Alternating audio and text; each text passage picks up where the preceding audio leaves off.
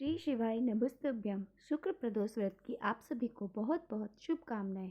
भगवान भोलेनाथ और माता पार्वती की कृपा सदैव आप पर और आपके समस्त परिवार पर बने रहे। मैं नीलम आप सभी का आपके अपने चैनल प्रभु भक्ति संगीत में हार्दिक स्वागत करती हूँ। प्रिय भक्तजनों, आज है अघन मास के शुक्ल पक्ष का प्रदोष व्रत और आज की वीडियो में आप सुनेंगे शुक्र प्रदोष व्रत की कथा, पूजा का शुभ मुहूर्त और किस प्रकार हमें पूजा आराधना करनी चाहिए। सबसे पहले हम सुनते हैं कथा। प्रदोष व्रत की कथा। सूत जी बोले, प्राचीन काल की बात है। एक नगर में 3 मित्र रहते थे। तीनों में ही घनिष्ठ मित्रता थी। उसमें एक था राजा का बेटा, दूसरा ब्राह्मण का पुत्र और तीसरा था सेठ का बेटा। राजकुमार ब्राह्मण और पुत्र का विवाह हो चुका था और सेठ के पुत्र का विवाह के बाद भी अभी गौना नहीं हुआ था। एक दिन तीनों मित्र आपस में स्त्रियों की चर्चा कर रहे थे। ब्राह्मण पुत्र ने नारियों की प्रशंसा करते हुए कहा, नारीहीन घर भूतों का डेरा होता है। सेठ के पुत्र ने यह सुनकर अपनी पत्नी को घर लाने का विचार किया।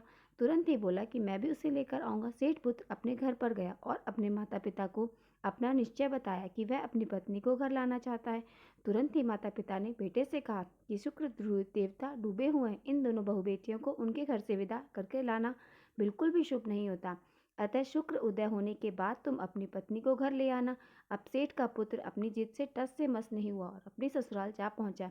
जब सास ससुर को इसके इरादे का पता चला तो उन्होंने भी इसको बहुत समझाने की कोशिश की, परंतु वह तब भी नहीं माना। अतः उन्हें विवश होकर अपनी कन्या को विदा करना पड़ा। अब ससुराल से विदा होकर पति पत्नी नगर से बाहर निकले। निकलते ही उनकी बैलगाड़ी का पहिया टूट गया और एक बैल की टांग टूट गई। पत्नी को भी काफी चोट आई। सेठ के पुत्र ने आगे चलने का प्रयत्न जारी रखा। तभी डाकुओं से उनकी भेंट हो गई और फिर डाकू सभी धन धान्य जो भी उनके पास था वह लूट कर ले गए। अब सेठ का पुत्र पत्नी सहित रोता पीटता अपने घर पहुंचा।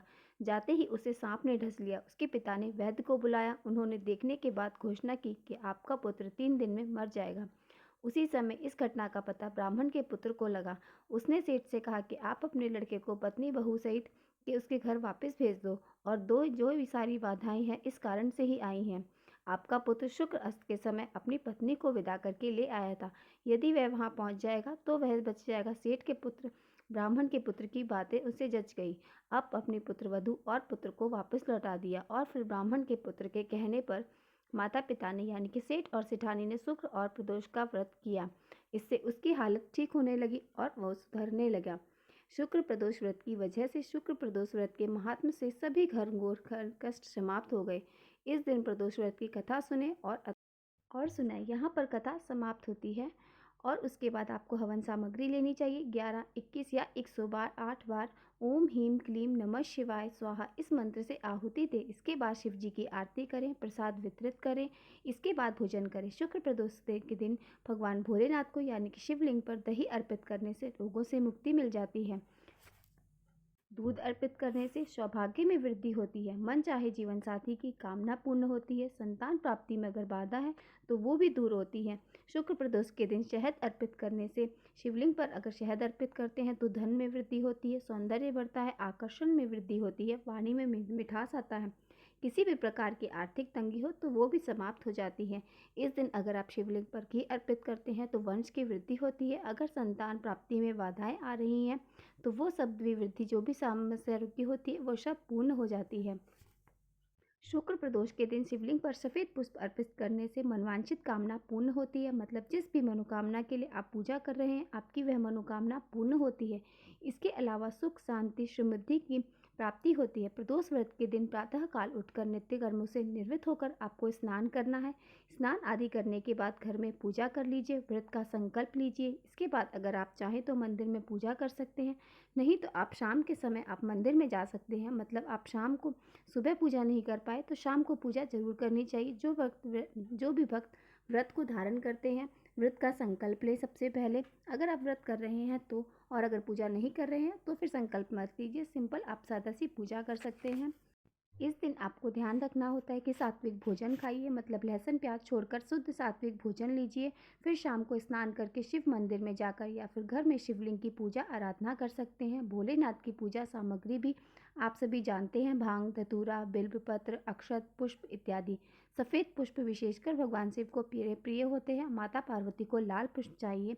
सुहाग की सामग्री भी आप चाहे तो चढ़ा सकते हैं। इसके अलावा माता को सिंदूर अवश्य अर्पित करना चाहिए। अगर आप सुहाग की सामग्री अर्पित नहीं कर रहे हैं तो भी। उसके बाद विशेषकर सुहागिनी महिलाओं को इससे अखंड आपको सौभाग्य की प्राप्ति होती है, मधुर दाम्पत्य जीवन भी आपका प्राप्त होता है। प्रदोष व्रत के दिन विशेषकर प्रदोष काल में हम जो भी चीज़ें माँ को अर्पित करते हैं, भगवान शिव को अर्पित करते हैं, उसका कई गुना होकर सुख हमें प्राप्त होता है। जो भी वक्त व्रत धारण कर रहे हैं, दिन में आप फलाहार कर सकते हैं और कोई सा भी फल खा सकते हैं, जूस पी सकते हैं, फलों का रस ले सकते हैं, चाय पी सकते हैं। मतलब फलाहार और जलाहार के द्वारा आप व्रत धारण कर सकते हैं। कई भक्त हैं जो कि निर्जल व्रत भी धारण करते हैं, तो ये सब आपकी शारीरिक क्षमता पर निर्भर करता है। अगर आप निर्जल रख पाते हैं तो आप निर्जल रहें, फलाहार के द्वारा रख सकते हैं, जलाहार के द्वारा व्रत रख सकते हैं, ये सब आपके सामर्थ्य के ऊपर है। उसके बाद बात करें तो शाम के समय प्रदोष काल में फिर से स्नान करके स्वच्छ वस्त्र धारण करें। आपको पूजा आराधना करनी है। शाम की पूजा करते समय भगवान शिव के मंत्रों का जप कीजिए, शिव चालीसा का पाठ कीजिए, शिव सहस्त्र नाम का पाठ कर सकते हैं, चाहे तो आप महामृत्युंजय मंत्र का जाप कर सकते हैं।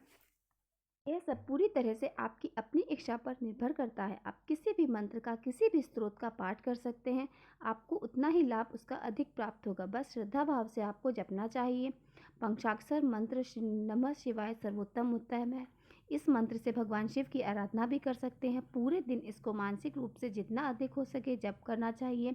शाम की पूजा के समय प्रदोष व्रत की कथा पढ़नी चाहिए अथवा सुननी चाहिए और फिर शाम की पूजा के बाद आप चाहें तो अपना व्रत खोल सकते हैं। फिर अगले दिन भी आप चाहें तो व्रत खोल सकते हैं। बहुत से भक्त हैं जो प्रदोष व्रत के दिन व्रत खोल लेते हैं और कई भक्त हैं जो अगले दिन व्रत खोलते हैं। जिस भी प्रकार आपने व्रत प्रारंभ किया है उसी प्रकार आपको हर व्रत करना चाहिए। अब बात करते हैं त्रयोदशी की। तिथि कब प्रारंभ हो रही है और कब समाप्त हो रही है। प्रदोषकालीन पूजा का शुभ मुहूर्त क्या है, तो देखिए वैदिक पंचांग के अनुसार इस साल माघ मास के शुक्ल पक्ष की त्रयोदशी तिथि जो प्रारंभ हो रही है वो 12 दिसंबर की रात्रि में 10:26 पर प्रारंभ होगी और 13 दिसंबर को शाम को 7:04 पर समाप्त हो जाएगी। सूर्योदय कालीन तिथि के अनुसार प्रदोषकालीन तिथि दोनों की हुई के अनुसार 13 दिसंबर 2024 को प्रदोष व्रत इस बार रखा जाएगा और प्रदोषकालीन पूजा का जो शुभ मुहूर्त आपको प्राप्त होगा वो 13 दिसंबर को शाम को 5 बजे से 7:04 तक। तो यह 2 घंटे 40 मिनट का कुल समय आपको प्राप्त हो रहा है, जिस समय में आपको भगवान शिव और माता पार्वती की विशेष पूजा करनी है। 13 दिसंबर को सूर्योदय काल का समय है 7:03 पर और सूर्यास्त का समय है 5:38 पर।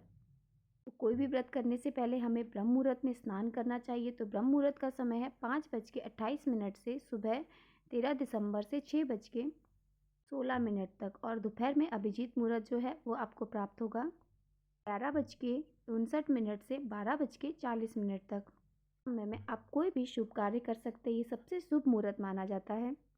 इसके अलावा 13 दिसंबर को शिव योग भी रहेगा और सिद्ध योग भी रहेगा। तो इतने सारे शुभ संयोग हमें प्राप्त हो रहे हैं। प्रदोष व्रत के दिन पूजा जरूर कीजिए। अगर आप व्रत नहीं भी कर रहे हैं तो भी पूजा करना अत्यंत आवश्यक है। अच्छा, राहु काल ऐसा समय है जिस समय में आपको कोई भी शुभ कार्य नहीं करना चाहिए। 13 दिसंबर को राहु काल का समय है 11:01 से 12:22 तक। इस समय में कोई भी शुभ कार्य आपको प्रारंभ नहीं करना चाहिए। उम्मीद करती हूँ आप सभी को आज का वीडियो पसंद आया होगा। अगर वीडियो पसंद आया हो तो वीडियो को लाइक और मेरे साथ जुड़े रहने के लिए चैनल को सब्सक्राइब अवश्य कर लीजिए। मिलते हैं हम किसी और वीडियो में। भगवान भोलेनाथ की कृपा सदैव आप पर और आपके परिवार पर बनी रहे। जय हो भोलेनाथ की, जय हो माता पार्वती की।